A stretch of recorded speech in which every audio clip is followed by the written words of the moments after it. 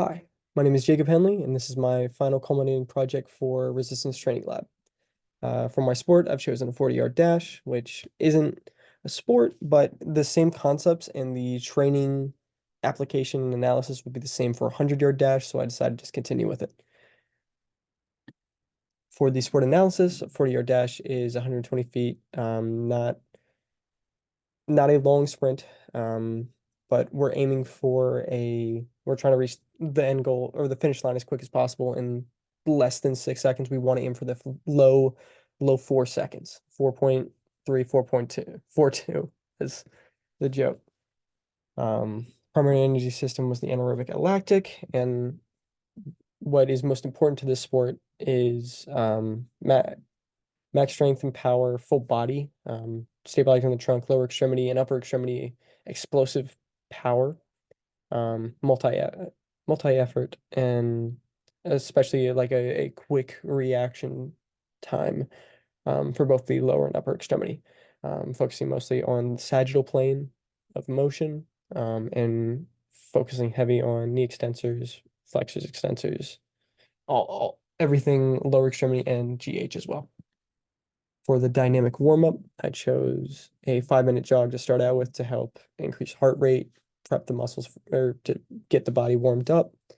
Um, and then moving into activate and mobilize, I wanted to prep and activate muscles and get the joints ready for full dynamic motion. So, seated arm pops, I thought they were just an awesome way to activate the shoulder, especially the emphasis of explosive power of actually launching yourself up is awesome, especially for this sport. Leg swings, both lateral and front to back, are a great way to open up the hip. Butt kicks to help work on the hamstrings and get them warmed up. And the world's greatest stretch is just, there's a reason it's named that. It hits every primary joint we need to focus on for the athlete to be prepped. Um, with the lunge, lean forward, twist, hitting every single one of those primary muscle or joints that we want to get mobilized and activated. For potentiation, I wanted to emphasize a high intensity to help prep them for the sprint. So 2 hops into a sprint, about 75, 80%, not to top him 90. We want to go, I would say 2 sets for that. And then get ups into a sprint. That's just working on getting the body ready and activating as quick as it can. Um, Getting out of that awkward position. I think it's a fun challenge for the athlete. Um, I just want to hit every muscle group, every major joint of the body. And with this warm up, I've accomplished that with hitting that ankle, ankles, knees, hips, trunk, GH.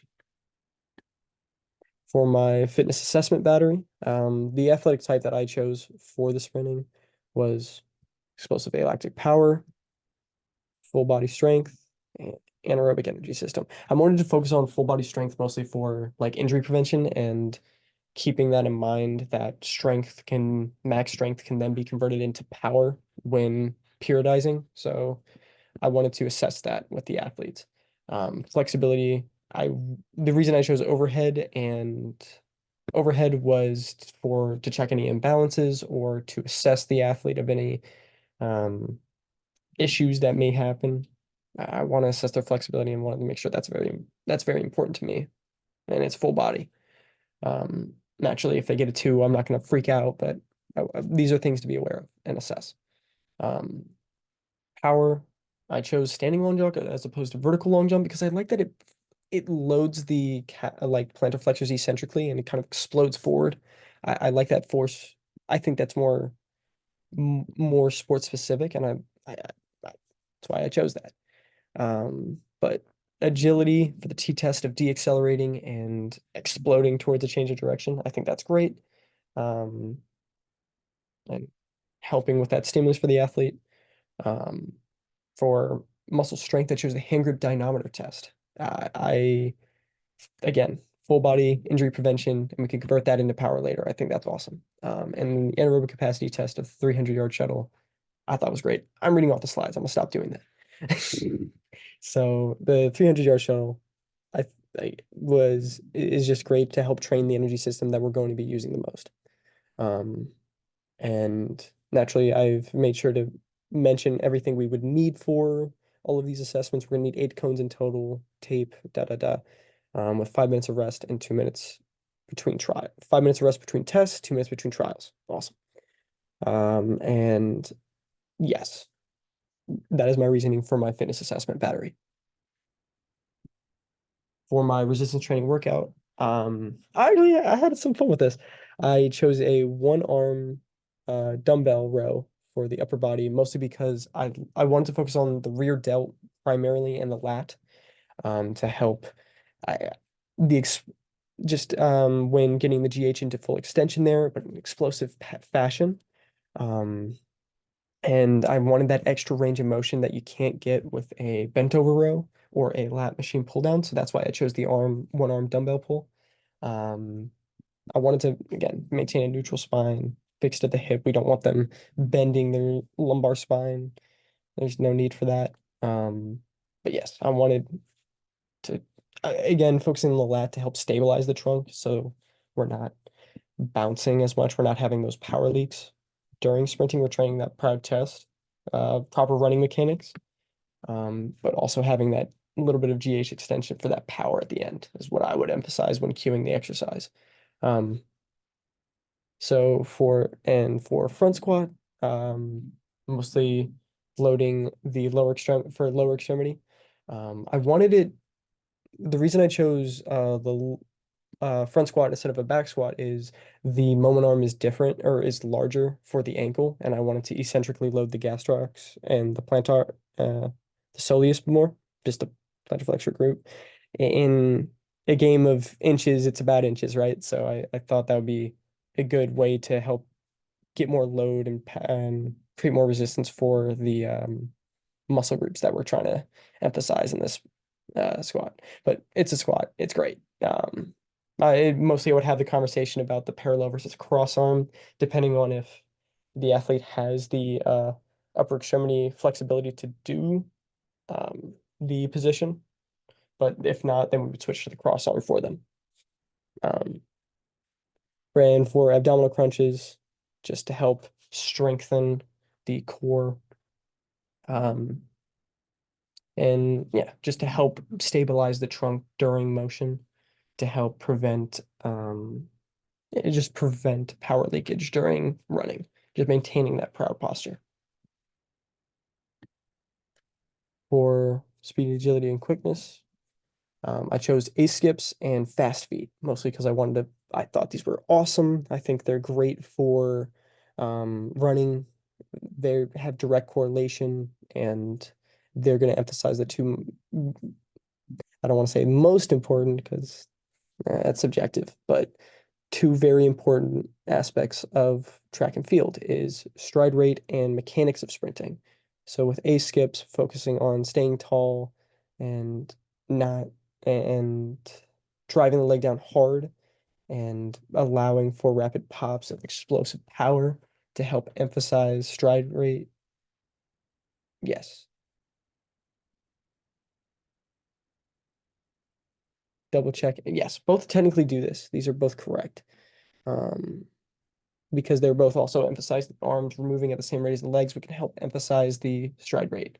For fast feet, um, we can have the mechanics of sprinting as well. For the difference between the two, I like that they both started out in a stacked joint position and then just moved differently. So A skips, you would have more of a drive and a pop, while with fast feet, we're trying to just have a ground contact time as possible, and just keeping a quick reaction time for the lower extremity and just the full body in general. Just naturally, we don't, fast feet does not instantly equal faster running. It's much more just there's more going on there, but the neural component I wanted to emphasize, just kind of helping with that of training the body to be a quick amortization phase as possible is what I would aim for with my athletes. when performing these SIQs. For my plyometrics, I chose the chest pass to help upper body reaction time. It's primarily for the elbows, getting them involved. But having a counter movement to kind of like dip into, just trying to get the ball back as quick as we can. Having a strong chest or stance to stabilize and then just go as quick as we can. With depth jumps to the second box for the lower extremity. Again, lower the amortization phase, step down into a jump.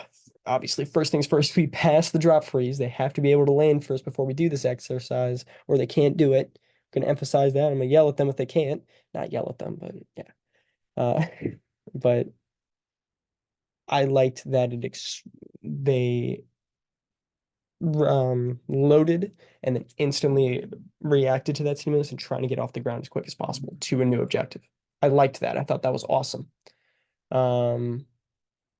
And again, adding to that reaction time, lower amortization phase for both the lower and upper extremity is why I chose these two as my plyometrics.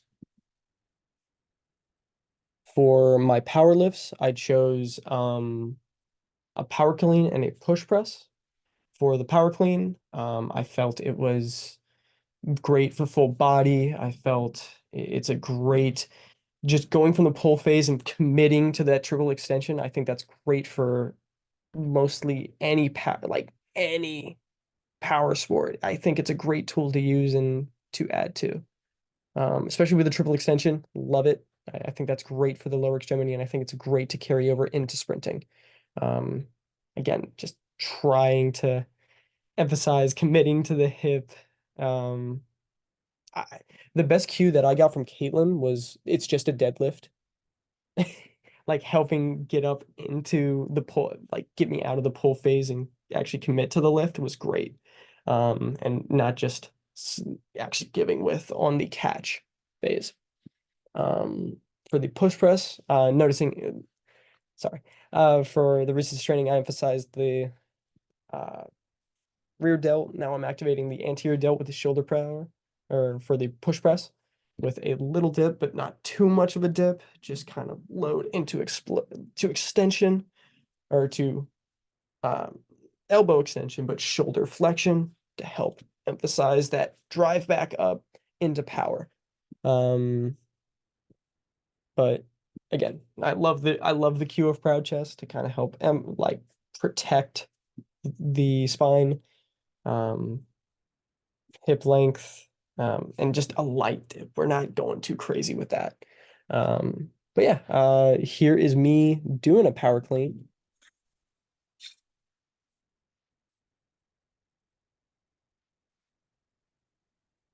And I muscled it up and it wasn't the best. And I'm gonna cut it there because I leaned forward too much and hurt my lower back. No, I'm playing. Yeah, here's my reference tab. Thank you for your time. That's everything for you. Have a good one.